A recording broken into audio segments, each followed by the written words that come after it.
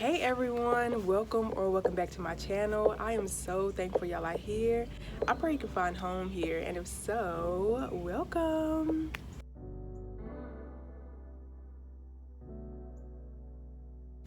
I want to talk a little bit about coming from trauma or a dysfunctional family and how that stunts you living your purpose, how it stunts you living in your fullness, in your entirety. And I'm starting to learn that in many, if not all, dysfunctional families, there's such a heavy emotional dependence on each other to feel whole, to feel seen, to feel loved, to feel like you matter in the world. And part of this is normal because as children, as babies, we need the validation of our parents. We need the approval of our family to feel like we're safe, to know that we'll be fed, to know that we'll be protected if there's a threat. So a part of this need for validation and love is normal. But when we don't get that, and when our families are dysfunctional and there's a lot of hatred, a lot of secrets, a lot of deception, and just manipulation, we end up having a void within us that didn't get that approval, that didn't get that true validation. So as we grow into adults, we still have that empty void. We still feel like we're not worthy until when I get this, I'll be worthy, I'll be desirable, I'll be successful. And what a lot of us aren't seeing is that we're already perfect, we're already whole, we're already everything we need to be. The person that you are today is the same person that'll get you to I'm sorry, y'all. There's this truck that keeps riding by, and this is the fourth time, and it's so loud. A lot of us aren't seeing the fact that we're already whole without approval. We're already everything we need to be without the validation.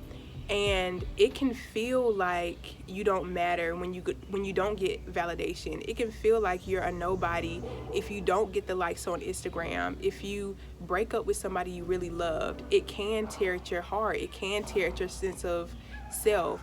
But what I'm here to tell y'all today is that it literally doesn't matter who you're around or not around. It doesn't matter what's going on in the external. You are still worthy. You are still you. If you're still able to have a perception, have an opinion, have the will, and operate in the world as you are, you can change anything that you want for the better, even if that's your lifestyle, even if that's becoming the person you want to be. You already have the power and the strength within you to transform anything, including your relationships, including your traumas. So because a lot of us grew up with this void of not feeling authentic, true love, of not being truly seen for who we are, it can feel really scary to step into that person. It can feel scary to take on that venture that all the people you love don't believe you can do. It's sad to say, but because of the dysfunction, you have to remember there's a lot of envy. There's a lot of people who aren't going after their purpose that see you operating in yours, and it creates negative energy. It creates negative feelings in people. Not everybody realizes their power. Not everybody understands that every relationship they get in doesn't have to be toxic. Not everybody sees the brighter vision of peace and harmony between friendships, between work.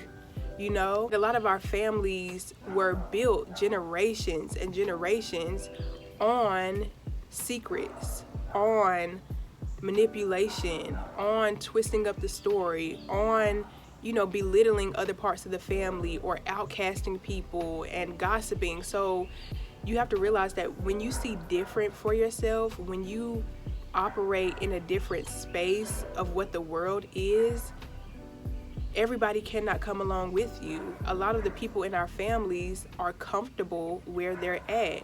A lot of people are okay with hating their husband or hating their wife or working jobs where they're literally miserable. Like, some people have accepted their fate. Let me say it like that.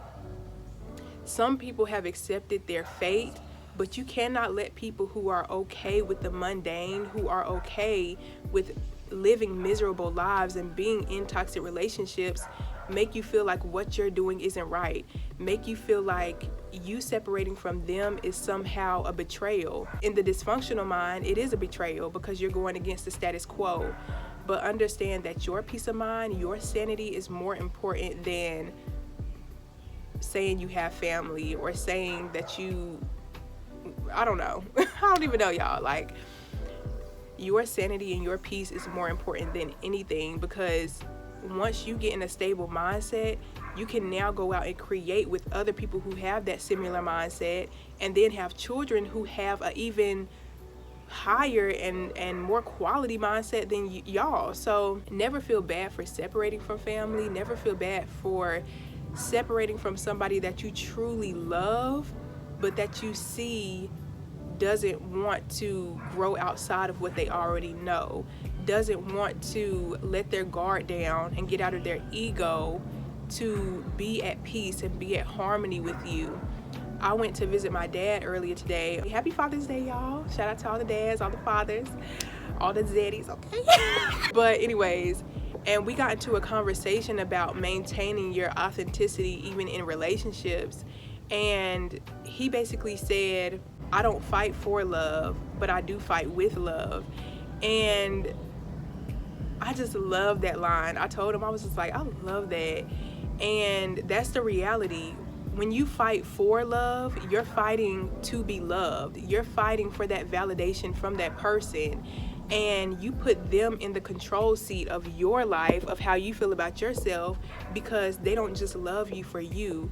They love you for how much you fight for them, how much you take them back when they do wrong, how much you pay for things. Like, fighting for love is going to keep you fighting. But when you fight with love, you fight from this perspective of, I don't want to fight with you. I want to be at balance. I want to be at peace with you. I want clarity. I want understanding. I want both of us to feel safe. And not everybody feels that way. Not everybody operates in that mental space. But that's not our responsibility to change anybody. That's not our responsibility to continue to validate stuff that we know we don't agree with, stuff that we know doesn't resonate with us. It's our responsibility to accept that we do love and think from a different perspective. I don't know if I can hear that plane, but our only responsibility is to accept who we are for who we are and to become comfortable in who we are. I know there's a lot of judgment in the world, online, at work, in families, and judgment can feel detrimental. It can feel scary to be judged. But at the end of the day, if you're being judged by people who don't even resonate on your frequency anyway, it's kind of like you're choosing to be accepted by people who can't see you.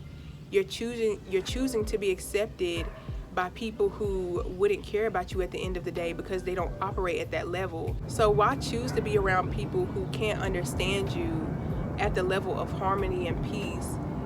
Why choose that, you know? You have to become so comfortable with you that you present who you are everywhere you go. That's how you find the people. It doesn't matter if you're at work, if you're online, if you're at the grocery store.